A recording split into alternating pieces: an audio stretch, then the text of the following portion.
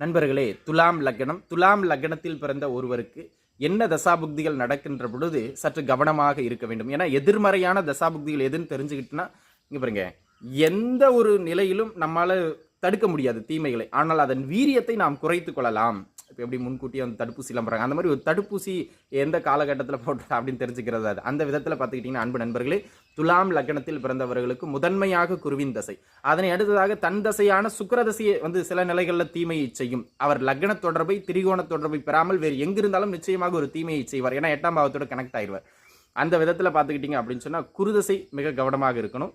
சுக்கிரதசையின் ஒரு பகுதி நன்மையை செய்தால் மறுபகுதி நிச்சயம் தொந்தரவு தந்தையை தீரும். அதில் கவனமாக இருக்கணும். அதுலேயும் குறிப்பாக குருதசையில் சுக்கிரனின் புக்தி, சுக்கிரனின் தசையில் குருவின் புக்தி இந்த காலகட்டங்கள் நடைபெறுகின்ற பொழுதும், சுக்கிர தசையில் அல்லது குரு தசையில் சூரிய புக்தி நடக்கின்ற பொழுதும் கவனிச்சு இருக்க வேண்டியது மிக மிக அவசியமானது. சரிங்களா?